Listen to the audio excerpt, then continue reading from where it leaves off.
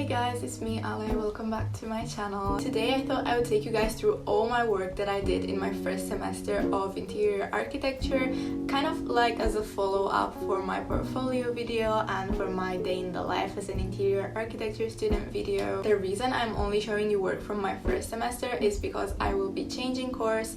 After this semester I will be starting a new course probably in September next year. The reason for that, in short, is because it's very technical and I was looking for something more creative, so I'm changing to a more creative course. So yeah, let me take you guys through all my works just to get a general idea of what an interior architecture student does.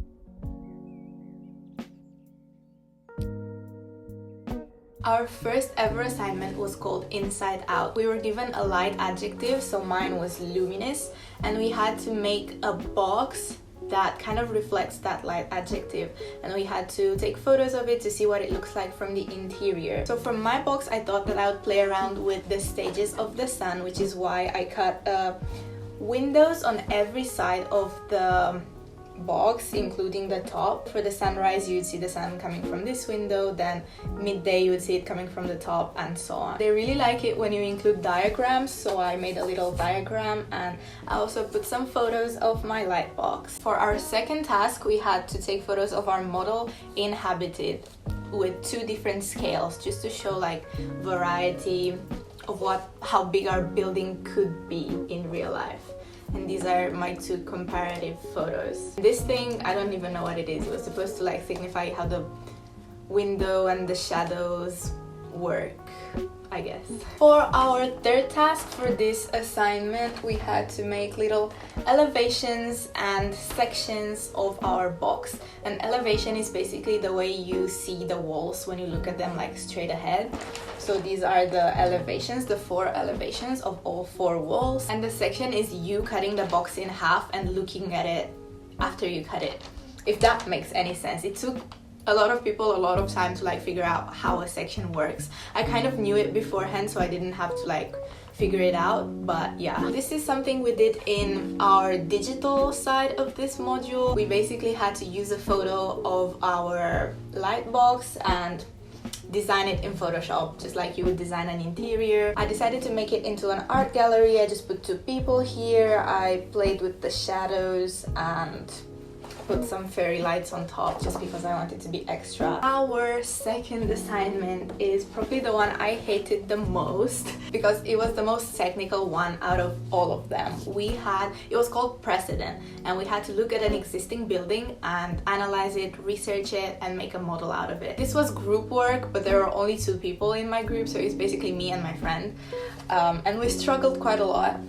But yeah, this is what came out of it. We basically did some research, we put photos of the building, photos of the plans, sections, the ideas of the architect, and we wrote some interesting facts about the building. And then we took photos of our model. This is progress, so basically us making the model, and this is the final model. This took us so long to make and is so ugly. The other team that had the same building as us did so much better than us, but we were 2 in one team, so I'm still proud of us. We did well. Here is a 1 to 20 drawing of that building. This is a section. Expect a lot of this if you want to choose architecture or interior architecture.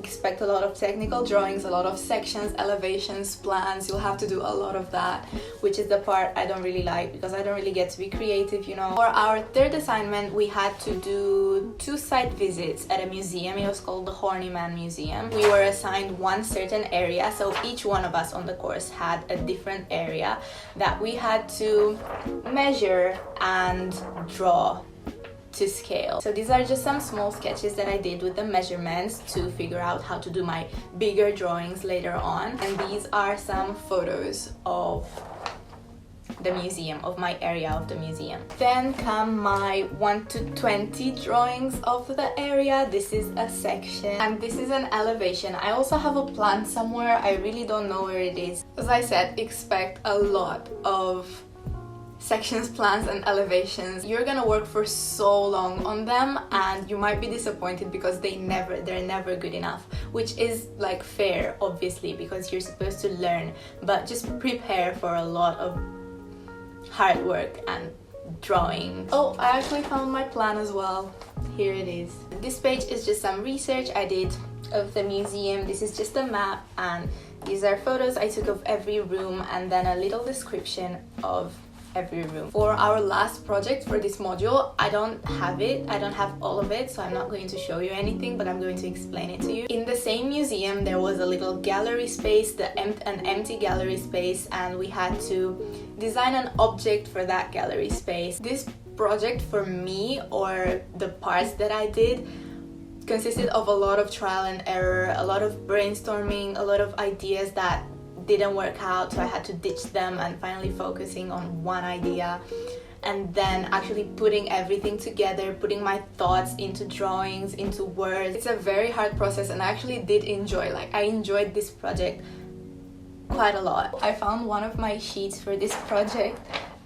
It's very bad, honestly, not gonna lie, because I wasn't really determined to do anything, but I can tell you guys what my idea was. This museum, in my point of view, was mostly for kids, so I wanted to make something that kids can learn from while also having fun. So I designed a little carousel, a planet carousel. This was a little ergonomics study to show how kids move in it and what dimensions it would have to have for it to be functional. But yeah, this project was definitely one of my favorites, and I would have put more effort into it if I wasn't sure I was gonna leave the course. Just don't give up too quickly, because there will be projects that you will enjoy, and there will also be projects that you will hate.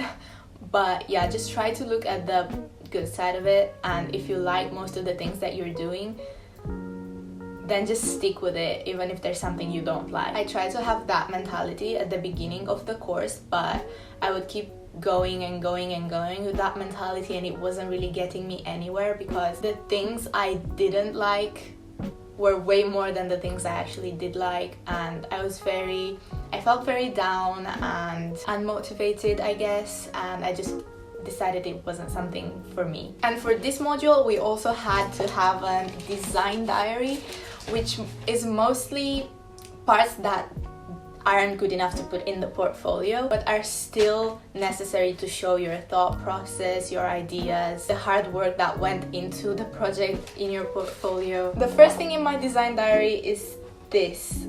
This was the first ever page that I made while on this course.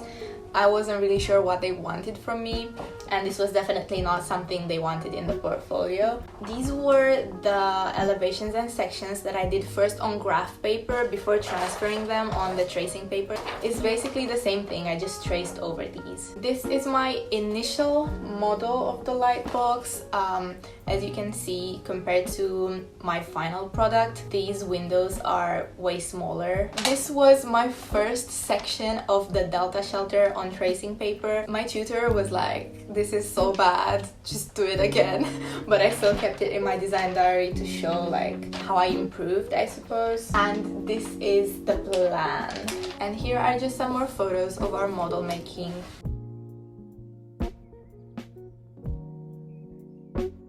Our first assignment for this module was to describe an object to our teammate without them seeing the object, and they had to draw based on our description. So we were basically giving them measurements, directions of lines, shapes, and they had to draw our object. For our second assignment, we went on a site visit and we had to choose 2 buildings to tear apart. I chose the Hungerford Rail Bridge. I drew a column that was keeping the bridge standing up and not falling. Why did I have to explain that?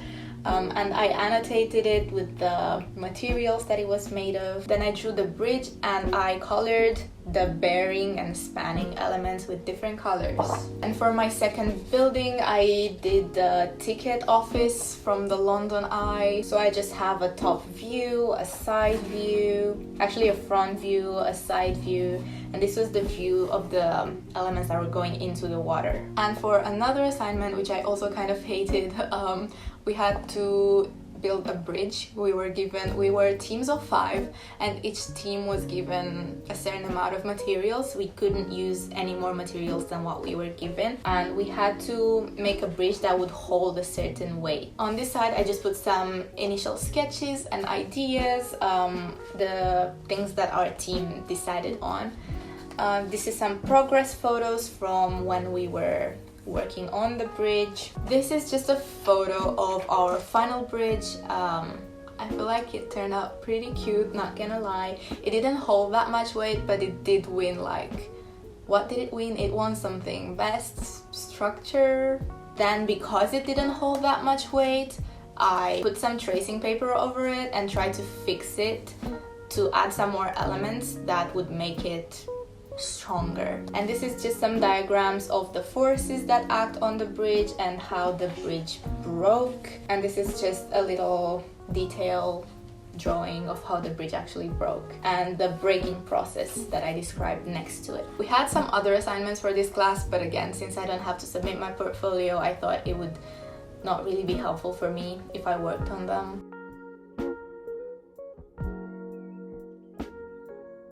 For this module, the only thing I can actually show you guys is the poster that we designed. Each group was given a certain architectural movement, and we had to make a poster based on some values and ideals that this movement had. Our group was split into 2 teams. One team was doing the research on the movement, and the other team was doing the research on the graphic design and typography and actually making the poster. So I was part of that team. I was the one who designed the poster in Photoshop while the others were like giving me their ideas. So I was basically putting their ideas into the poster. Other than that assignment, we have little exercises, and exercises are mostly based on site visits or on set readings that are given to us. For example, for one exercise, we had to go to the British Library and just walk around the building, research the materials, research the layout of the library, and answer some of the questions that they gave us on the exercise. For another exercise, we were given some set readings. We had to go to an archive and ask for some books, like really old books, and read through them and again answer some questions. And then the lectures are probably for the second semester, where there's an essay that we have to write. Well, I don't have to write it anymore, thank God, but that was pretty much it. I didn't go into that much detail because this video would have been very long if I did that, because it's just so much better for you guys to experience some things firsthand while on the course instead of me telling them to you. I just tried to give a general overview on what I did, the reason I didn't like it, and I hope you found it helpful, and I hope you now know if you actually want to study it or not. Good luck with your university applications, and I will see you in my next video. Bye!